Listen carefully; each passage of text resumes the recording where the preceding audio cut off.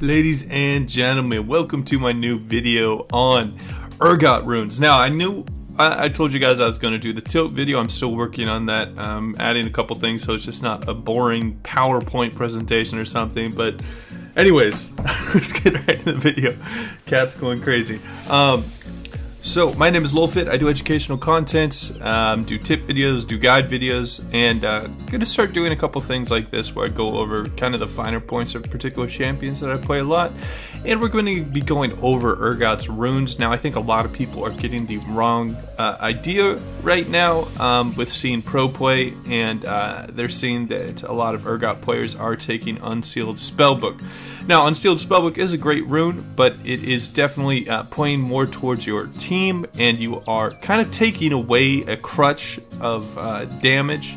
Urgot does have great base damages, but it's similar. I like to akin it to how Ornn players, when they're in pro play, they usually take Unsealed Spellbook to try and cheese out early kills with high base damages. But when you see pros playing in solo queue, it is almost 90% of the time they are not running that Unsealed Spellbook. I think this is particularly important for low elo players that need a bit of a crutch for damage, whether it's press the attack or comet or whatever you choose.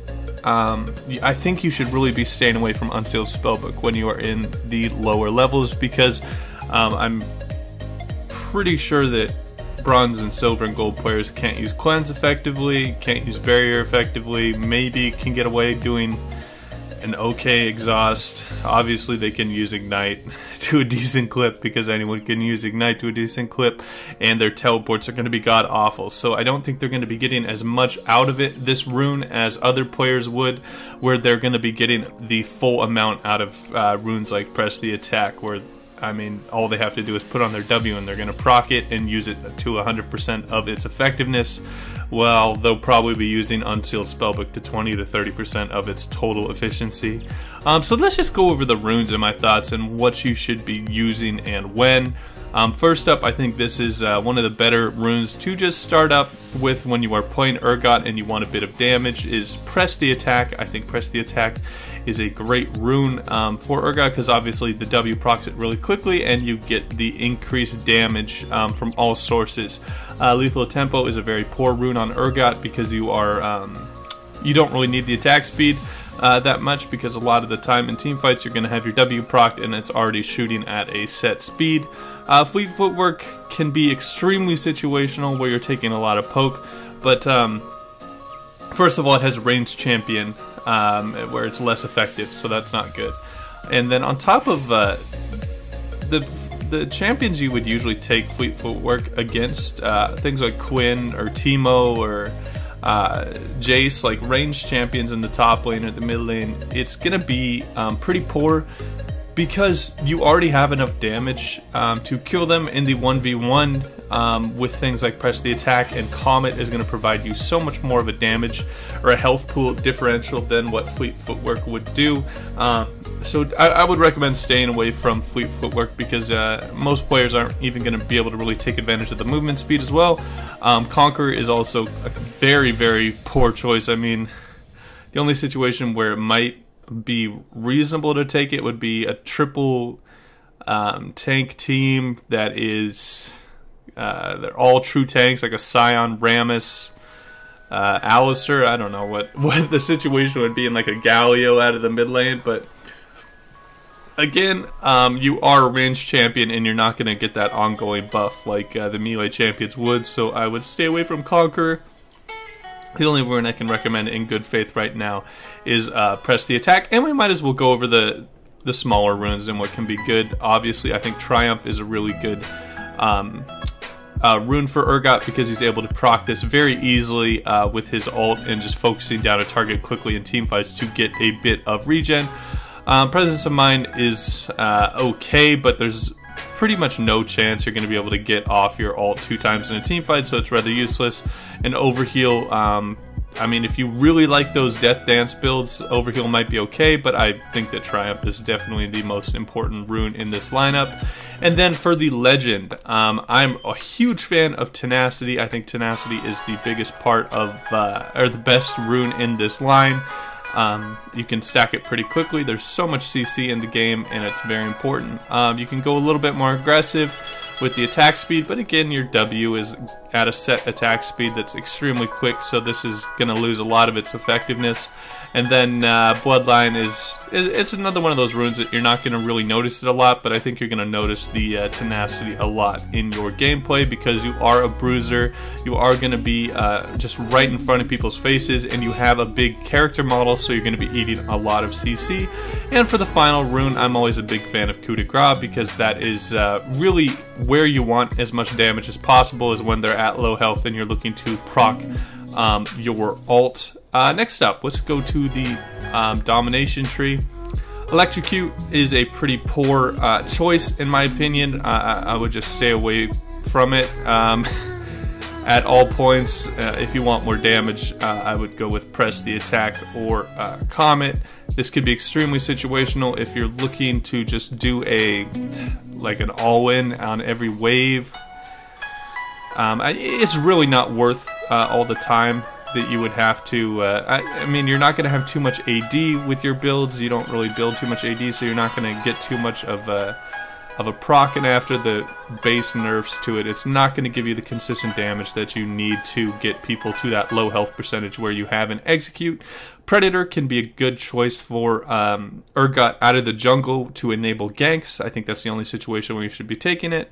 Dark Harvest is a super, you should rarely ever take this. The only reason some people might take Dark Harvest is if you're in an elo where people just, they do not end games. Like if you're in bronze and people struggle to end games all the time, and you're a jungler and you're able to take full advantage of it, this might be a choice. You might want to fool around with it a couple times, but I think there are going to be better options. But if you're just looking to scale really hard in those current elos that are struggling to close out games, Dark Harvest might be an okay choice. Next up, we have Halo Blades. Poor choice again, just because of your W being at a set attack speed, and I don't really think it fits Urgot's kit. And let's go to the second. I think Sudden Impact is going to be a good choice if you want to go down the Domination Tree. Taste of Blood can be okay if you're in a poke heavy lane. Cheap Shot really isn't worth it after the nerfs. It's really only going to be effective at like that level 3 all-in if you're just trying to cheese that. If you know that you're probably going to get a good shot at that level 3 all-in or level 4 all-in where Urgot is so strong, like something at Teemo, that'd be the only time I would consider it. But again, Sudden Impact is just so much better, giving you the lethality when you E. Next up, it's just kind of a personal preference in how you play the game.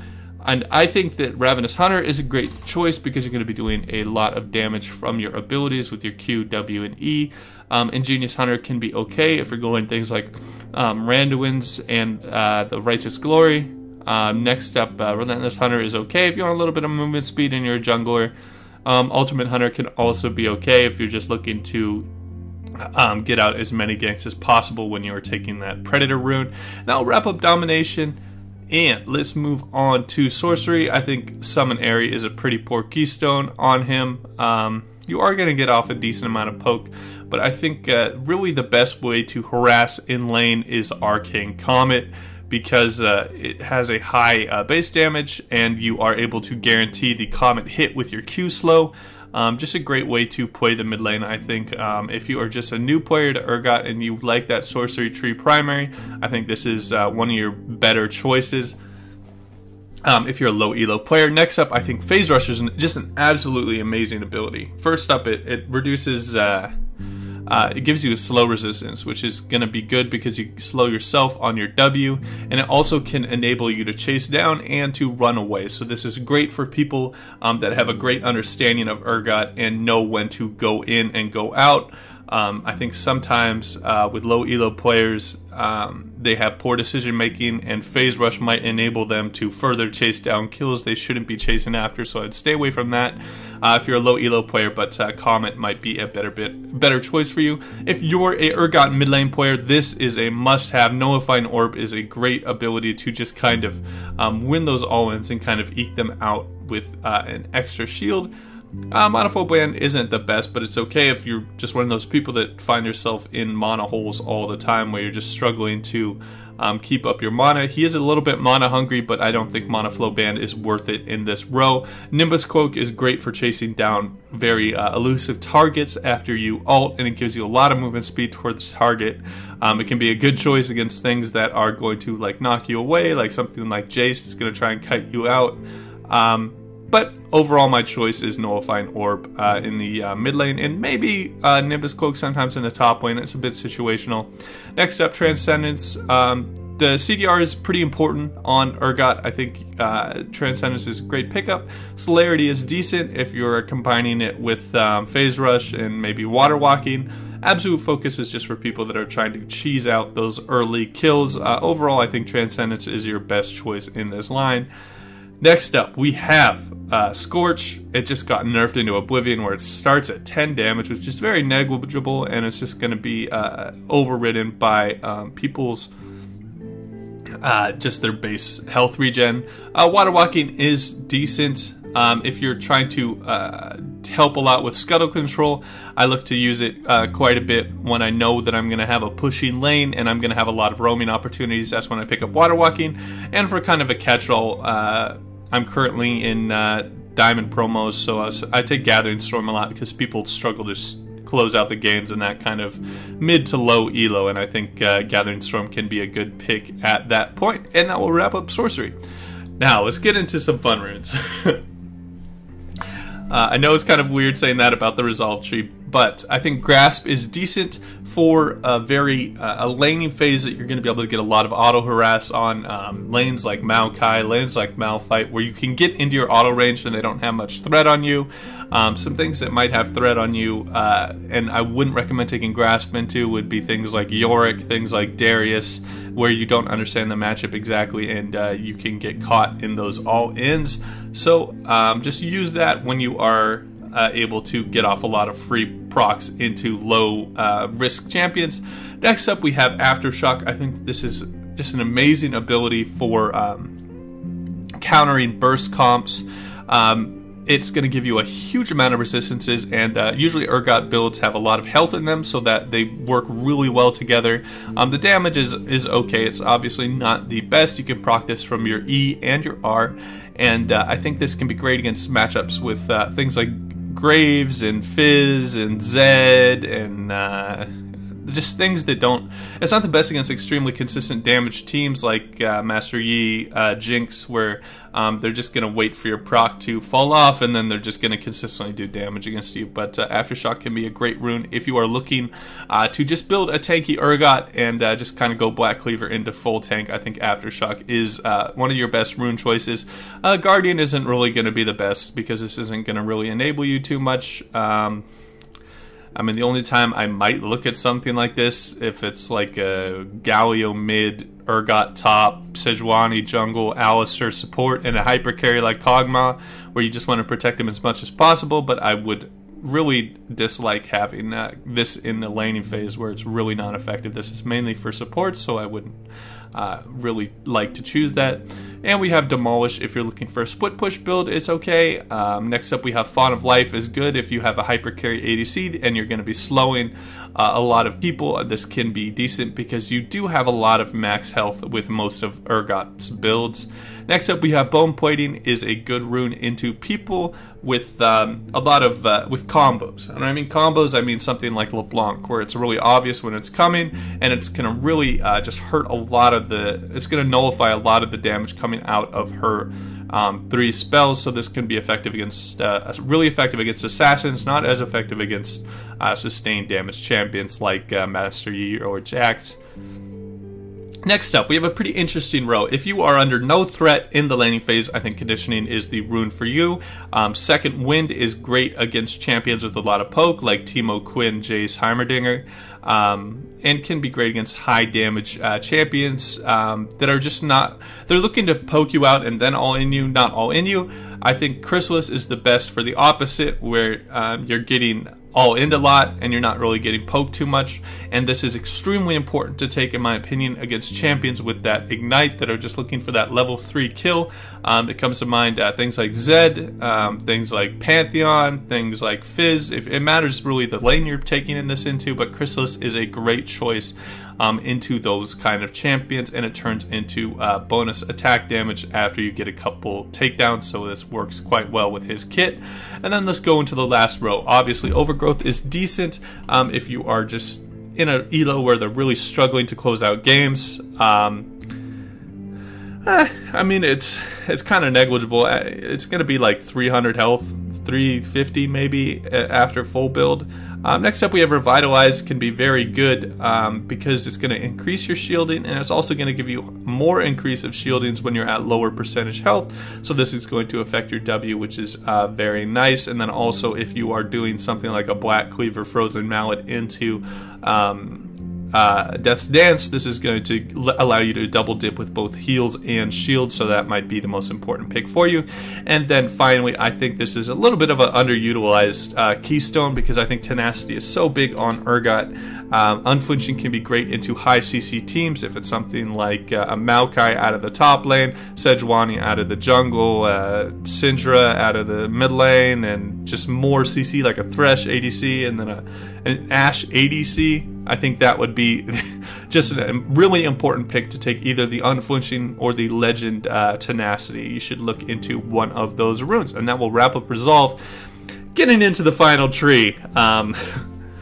Let's go over this. I think Frozen Augment or Glacial Augment can be very good on Urgot because it allows you to kind of skip over the Frozen Mallet if you want to take that. And then also if you are building a tanky Urgot where you're trying to just chase people down and peel, I think the Ray is going to come out when you use Randuin's, and it's going to come out when you use Righteous Glory, so it's going to provide more of an AoE slow in a different in a line as opposed to the circle, so there's that little bit of utility that it brings. It's also just going to allow your W to chain slow, and I think it's a pretty strong keystone for Urgot overall if you like the inspiration.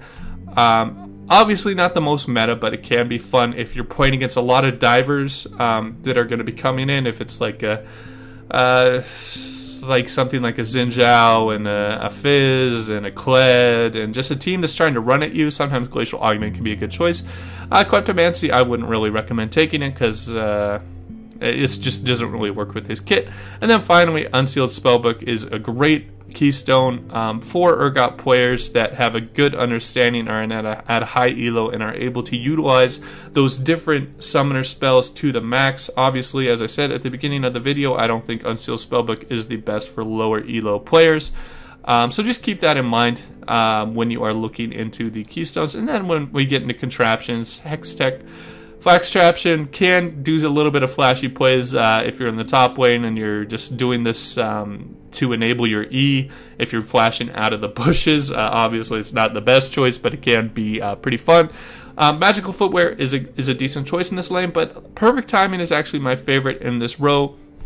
Because you can build two different items. You can build Guardian Angels, or you can build the Gargoyle Stoneplate. Both pretty good on Urgot, and sometimes the Gargoyle Stoneplate is going to be the difference between you being able to get off that ult and you dying in the suppression timing. So I think Gargoyle Stoneplate is actually a little bit underutilized on Urgot, and also the Stoneplate is going to give you more health when you proc it. When you're around a bunch of people, and then you get a bigger shield from your W when it's proc, so make sure to use that. And next up we have Futures Market. Don't really recommend it. Minion Dematerializer I think is the best in this row if you're in a low poke lane where you just want to get lane control and roam because you are a pretty strong early duelist.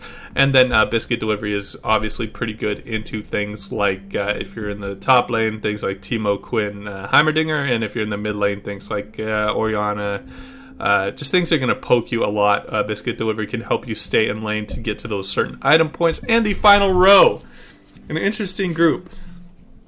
I think all of these kind of have their merits. CDR is pretty good.